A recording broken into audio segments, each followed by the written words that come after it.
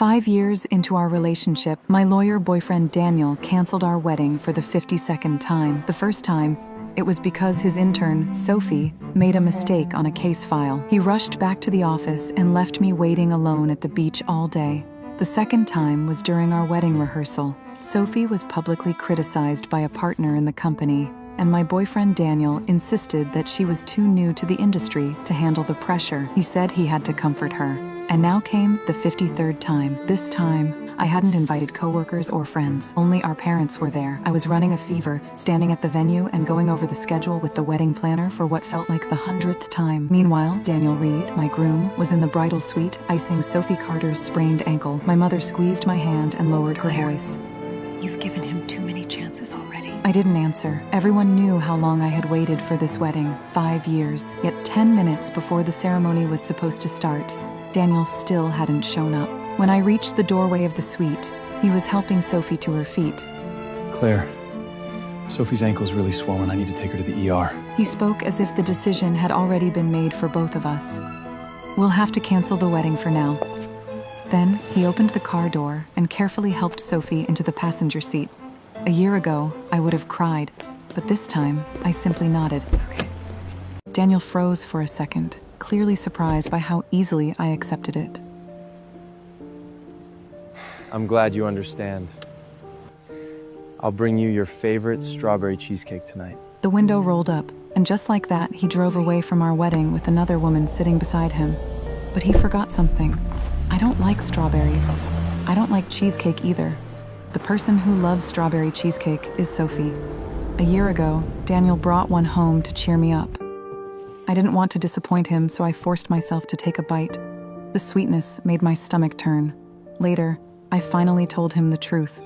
I hated strawberries, and I hated overly sweet desserts. Back then, Daniel immediately pulled out his phone and carefully typed it into his notes. He looked at me and said, I won't forget again.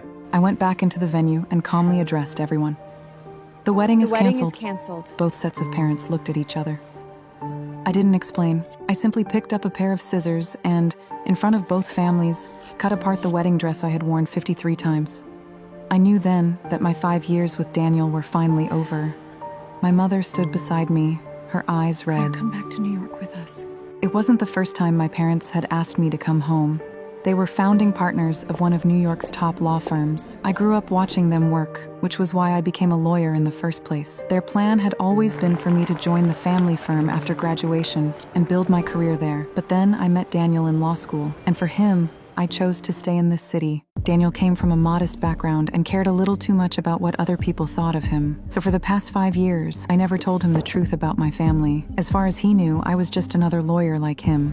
Someone who had built everything from the ground up. I used to think that once we were finally married, I would find the right time to tell him. Come back to New York with us. Now, there was no point. Okay. I'm coming back to New York with you. That's my girl.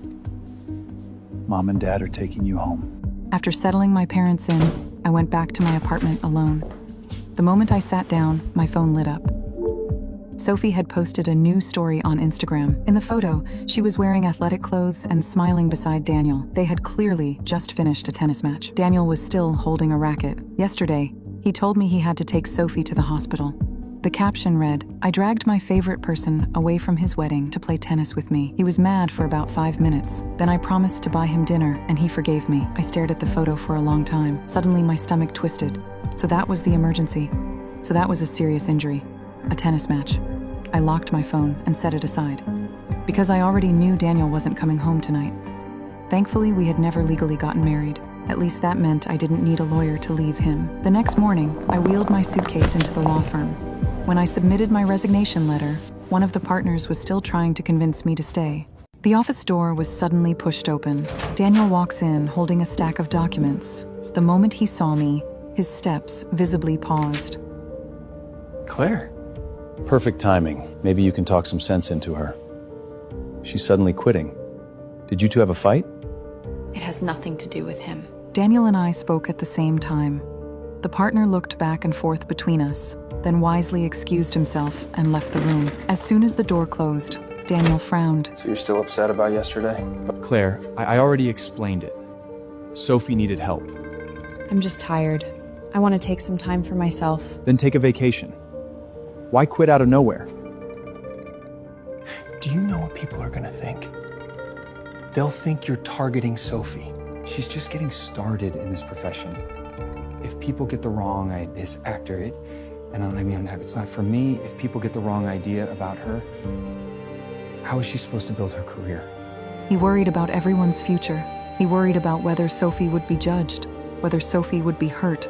But somehow, he never stopped to wonder whether I was hurting. My eyes drifted to his collar. There wasn't just a faint love bite. There was also a small pin attached to the lapel of his suit jacket.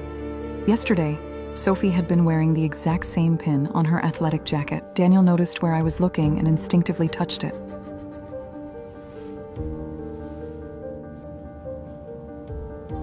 I'm just wearing one to support her. I nodded and didn't call him out on it. He slipped an arm around my shoulders. That's more like it. You need to be more mature about things. That's how you become a great lawyer. Stop talking about quitting. I'll take you to Moonlight tonight. Consider it my way of making it up to you.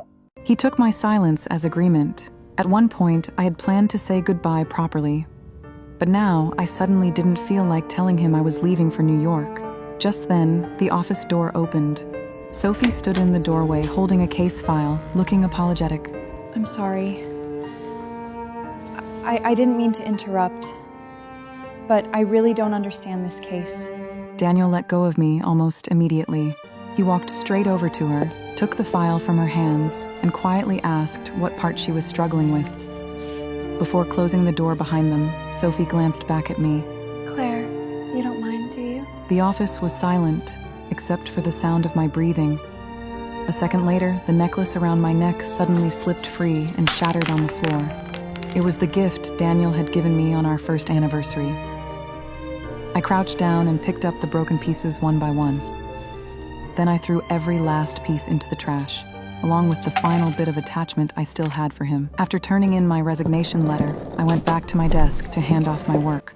The person taking over my cases was Mia. She had always been my closest friend at the firm. Claire, are you really leaving? So now I get front row seats to their office romance every day? I followed Mia's gaze. Daniel was explaining a case to Sophie. He couldn't have said more than a few critical words before Sophie's eyes immediately filled with tears. The next second, Daniel opened a drawer, pulled out a small gift box, and handed it to her. Hey, don't cry. This is for passing your internship. Sophie opened the box. Inside was a Cartier necklace. Her face lit up instantly, and she put it on right there in the office. Then, as if she had only just noticed me watching, she hurried to her feet. Claire, don't get the wrong idea. Daniel's just rewarding me for doing well at work. It can't be that expensive, right? I don't really know much about jewelry. The moment she said that, the office went completely silent. Everyone's eyes bounced between Sophie, Daniel, and me. In 5 years together, Daniel had never bought me an expensive piece of jewelry. Claire, you two haven't even broken up yet. They're treating you like a complete idiot. I squeezed her hand to stop her from saying anything else, then looked at the necklace around Sophie's neck. It looks beautiful. It suits you. You're really not upset? I just don't want you to misunderstand Daniel. I'm not upset. Claire, don't be sarcastic. I let out a quiet sigh. I'm serious. I'm not upset. You'd better not be. Then he led Sophie back to her seat and continued helping her with the case. You're really just letting this go? Of course. Honestly, I broke up with him yesterday. After all, not a single one of our 53 weddings had actually happened. By the end of the day, Daniel unexpectedly stopped by my desk. He picked up my coat for me and draped it over his arm. Come on. I made a reservation at Moonlight. We've got a table at 8. If we leave now, we'll be right on time. Then his eyes landed on my bare wrist. What's wrong with the bracelet I gave you? I was afraid I'd damage it, so I put it away. Good. You used to wear it every day. I thought maybe you'd lost it. I was still trying to think of a response when a voice called out behind us. Daniel! I'm ready to go. Great. Let's go. He didn't even wait for my answer. His attention had already shifted completely to someone else. By the time we reached the parking garage, Sophie casually opened the passenger side door and climbed into the front seat. Daniel didn't seem to notice anything strange about it. I quietly got into the back seat. Just like I had done countless times over the past year, Moonlight wasn't far from the office. Throughout dinner, Daniel and Sophie did almost all the talking. They talked about cases. There were plenty of moments when I couldn't join the conversation, or maybe no one wanted me to. I didn't mind. I sat there quietly, watching the city lights outside the window. After all, by tomorrow, none of this will matter to me anymore. When the food arrived, Daniel suddenly slid a plate of creamy mushroom pasta in front of me. I froze for a second. I hated cream-based dishes, and I had told him that more times than I could count. I recommended it. Daniel and I came here last month and he loved it. Don't say that. Claire will get the wrong idea. Sorry. I was just talking. The two of them exchanged a smile, as if they shared a private joke that only the two of them understood. I looked down at the pasta in front of me and suddenly lost what little appetite I had left. I took one bite. It tasted just as bad as I remembered. You guys can have it. What's wrong? I thought you liked it. I looked at him and almost laughed. He had really forgotten, completely forgotten. I don't. I never did. Daniel looked like he wanted to say something, but in the end, he stayed silent. Dinner eventually came to an end. Sophie had a couple of drinks, and Daniel immediately offered to drive her home. You'll be okay getting back by yourself, right? I'll be fine. He asked the question like he was checking off some boyfriend obligation. He visibly relaxed. Then he left with Sophie. He never even noticed that I hadn't come to dinner carrying just a purse. I also had a packed suitcase with me. By the time my taxi pulled up to the airport, Daniel was still sending me messages.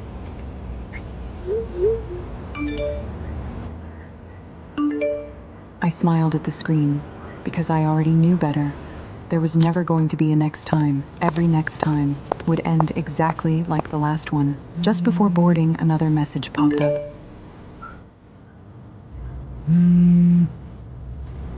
I stared at the text for a moment and let out a quiet laugh. Then I replied.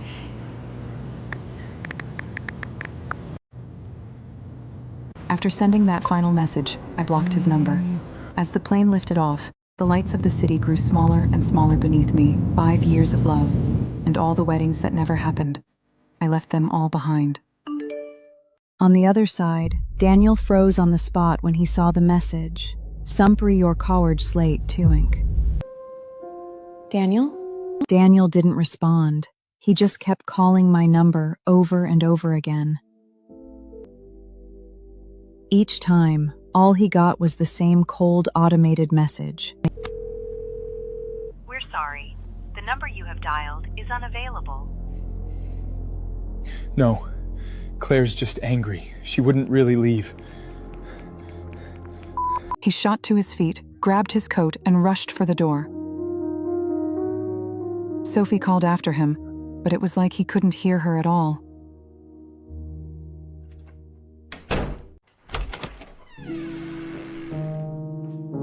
When Daniel got back to the apartment, the place was completely dark. I used to be afraid of the dark. No matter how late he came home, there was always a lamp left on in the living room. But tonight, there was nothing. Claire? Daniel stood in the doorway and called softly. He turned on the light. The apartment looked so clean. It was as if no one else had ever lived there. Everything that belonged to me was gone.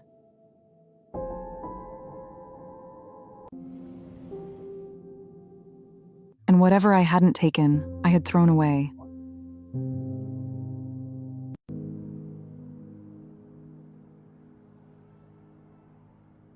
He walked slowly into the bedroom. On the nightstand sat half of a photograph. The picture had been taken on our law school graduation day.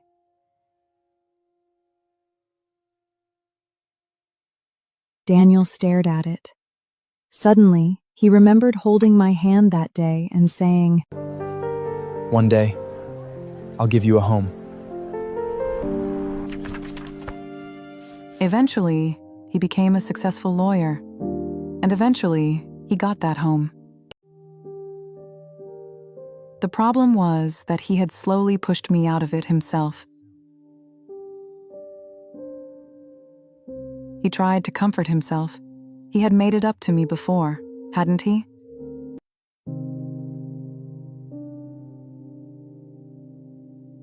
But standing there now, he finally realized something. Not a single one of those so-called apologies had ever really been for me.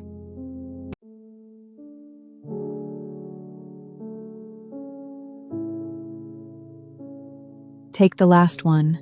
After canceling our wedding, he promised to make it up to me with dinner at Moonlight. But that special dinner ended up being dinner for 3. He never asked what I wanted to eat. He pushed Sophie's favorite creamy mushroom pata towards me and thought he was being thoughtful.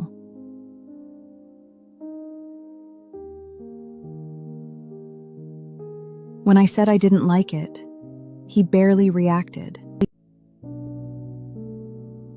Standing alone in the empty apartment, Daniel suddenly realized something. He had never really taken care of me at all. He started opening cabinets, searching drawers, looking through closets. But in the end, he found nothing. Because there wasn't a single thing there that he had truly given me. The more he thought about it, the more panicked he became. He got back in his car and drove straight to the office.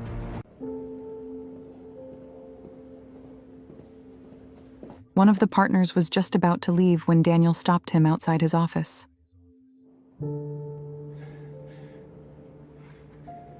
Did Claire really quit today? You didn't know? She was completely serious. And she said it had nothing to do with you. She said she'd handle everything herself.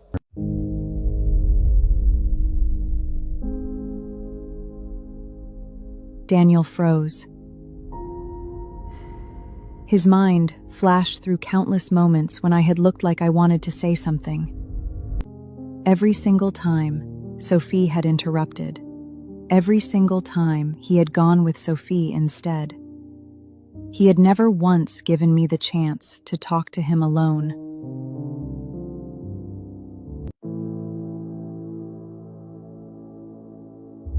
His eyes had been on Sophie the entire time.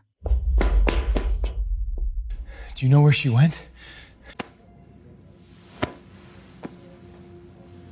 She's not my employee anymore.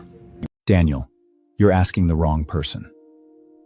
You should be asking yourself why she left without even wanting to tell you.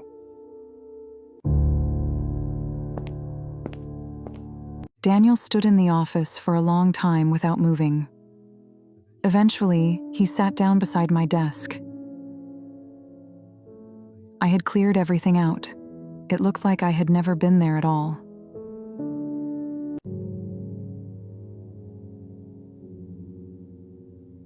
Suddenly, he thought back to 5 years ago, the first time we met.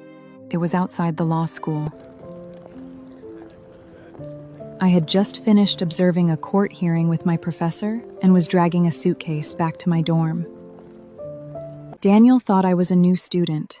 He insisted on carrying my luggage for me. I told him several times that I could manage on my own.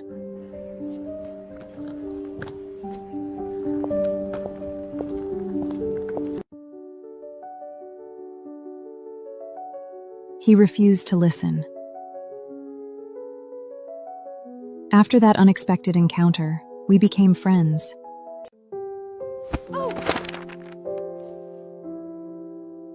Then somehow we kept running into each other, again and again. Eventually, friendship turned into love.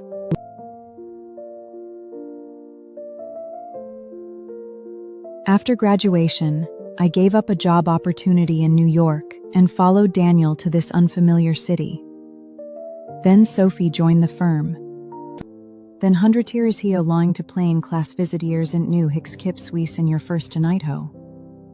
At first, Daniel saw her as nothing more than a new hire.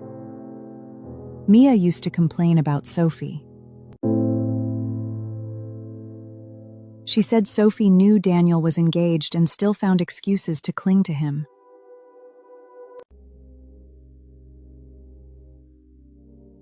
Close to midnight, Daniel stood up.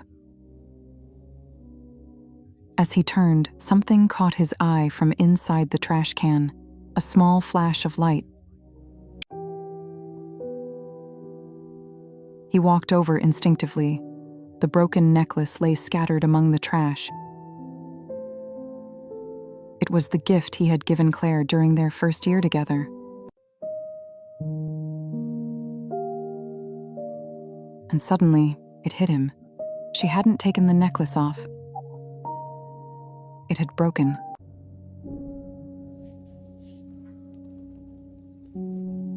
Daniel crouched down and carefully picked up the pieces one by one.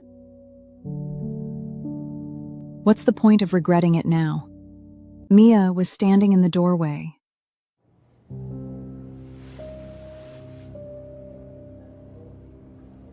She's already gone. It's okay. I'll fix it. I'll find Claire. She'll forgive me. I'm taking time off tomorrow. I'm going to find her. Don't bother. You don't even know who she really is. What are you talking about? Claire was never who you thought she was. She lied because she didn't want to hurt your pride.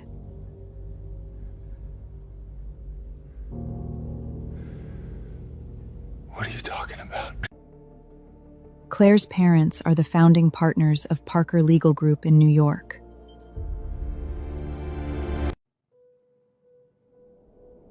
The year she graduated, she could have walked straight into one of the law firms in the country. She stayed here because of you.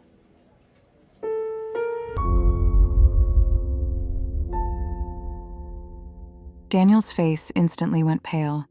Claire had never bragged about her family, not once. Only now did he realize what she had given up.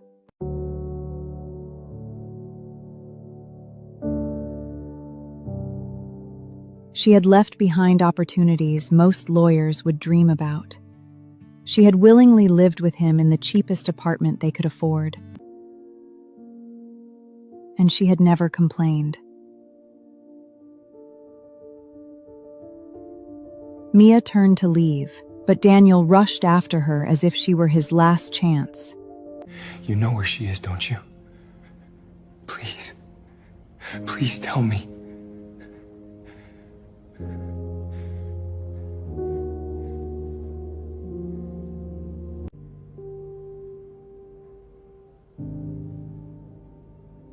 What right do you have to look for her?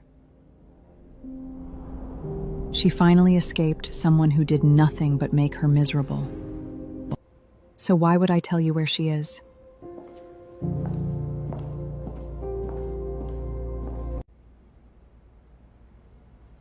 Daniel, Claire didn't disappear. She just finally stopped loving you.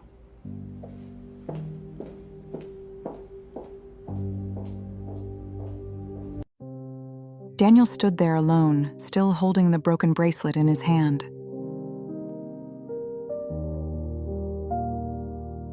Then I'll go to New York. I'll find her. Meanwhile, by the time I landed in New York, it was already late at night. My parents had long passed their usual bedtime, yet they were still standing at the arrivals gate waiting for me. I dragged my suitcase toward them and threw myself into my mother's arms. Mom. She hugged me tightly. My father stood beside us and gently patted my shoulder.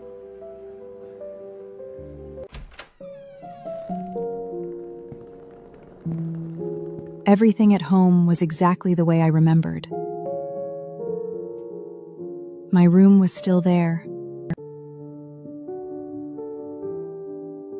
The law school textbooks on my bookshelf were still there too.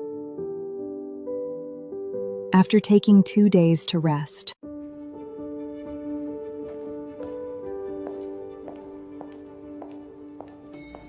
I officially started working at Parker Legal Group, the firm my parents had built. They never told anyone who I was. Just like every other new hire, I started as a probationary associate. But for the first time in years, I felt completely at peace.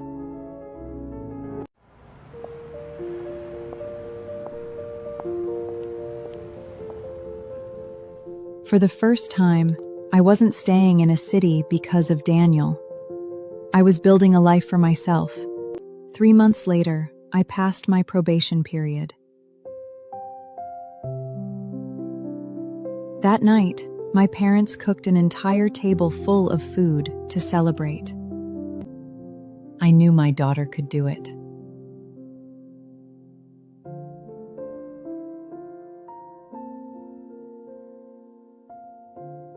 My father even looked proud, which didn't happen often.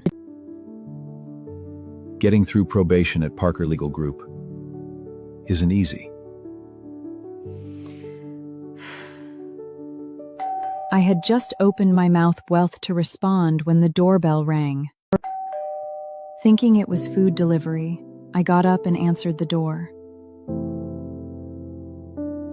Instead, I found Daniel standing there.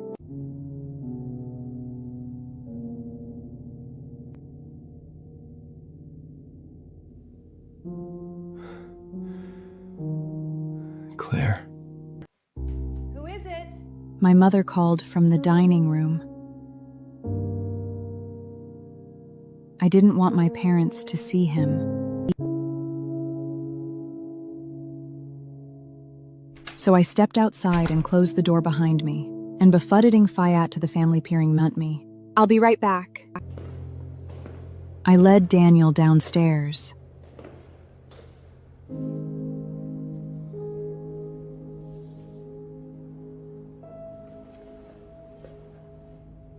How did you find me?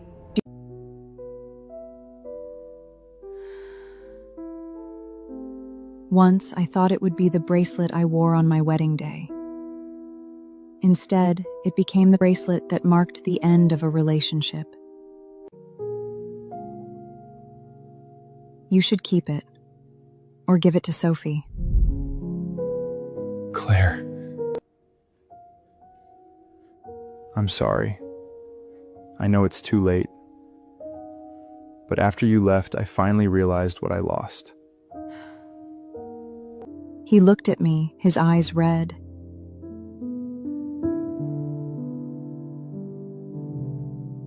Can you give me one more chance?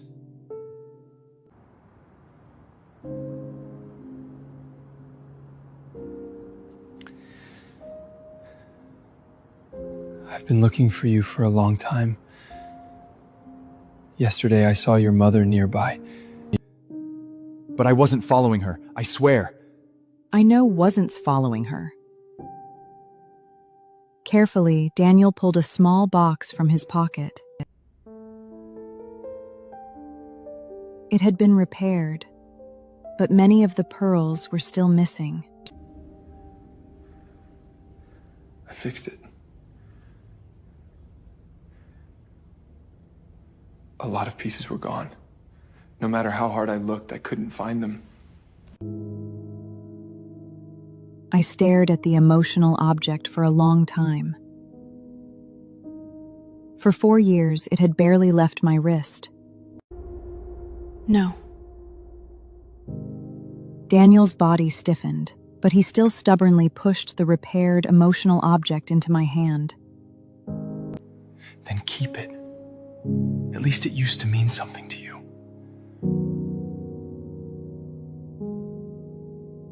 I looked down at the emotional object lying in my palm. Then I smiled. Without another word, I turned and walked over to the nearby trash can and let it go. The pearl bracelet landed inside with a soft clatter.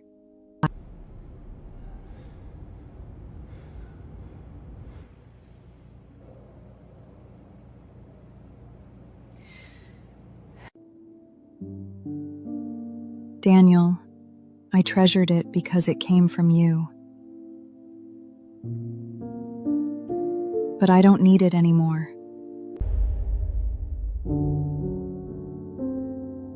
Not because it's broken, because the person who gave it to me would add her in anymore. Daniel's eyes instantly turned red. It was the first time I had ever seen him cry. But I had cried for him countless times. The first time I lost a case. The first time bought my own apartment. The first time our wedding was canceled. And the first time I realized that, in his heart, I would always come after someone else. Back then, I cried so hard I could barely breathe.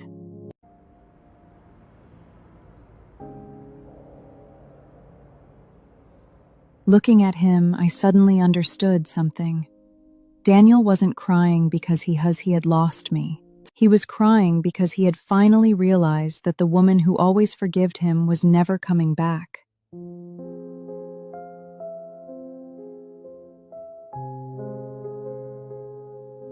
I didn't look at him again. After returning home, I sat back down at the dinner table. My father placed a bowl of peeled shrimp in front of me and casually asked about the case I had been working on.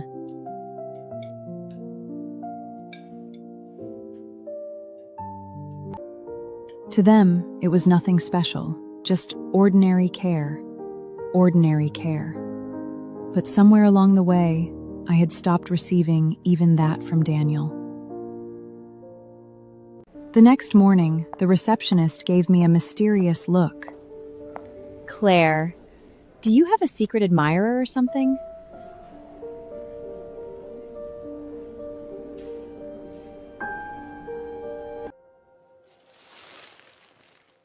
She pulled out a bouquet of flowers and a cup of hot tea from beneath the desk. A guy dropped these off this morning.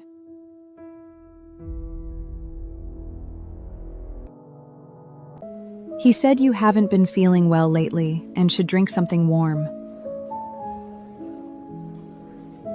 And the flowers were from him, too.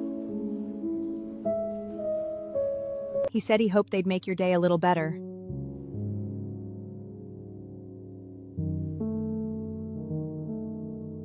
I didn't take the flowers. Instead, I pulled out the card. It read, people started asking questions. I always gave them the same answer. It's not romance. It's harassment. Eventually, Daniel got smarter. He stopped leaving flowers at reception and started leaving them outside the building instead. Like changing the location could somehow bypass her rejection.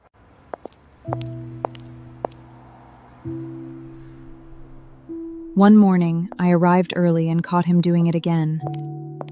I walked over, picked up the bouquet, and threw it straight into his chest.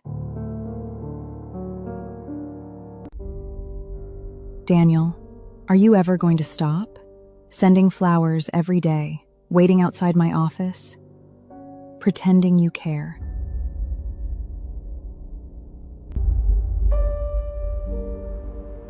I stared him straight in the eye. You don't actually think this is romantic, do you?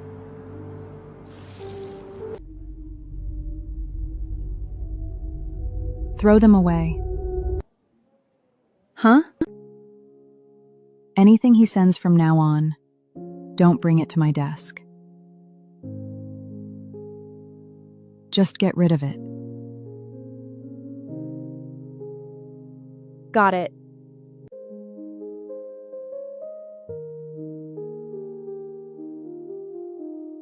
But Daniel seemed completely unaware that none of his gifts were reaching me.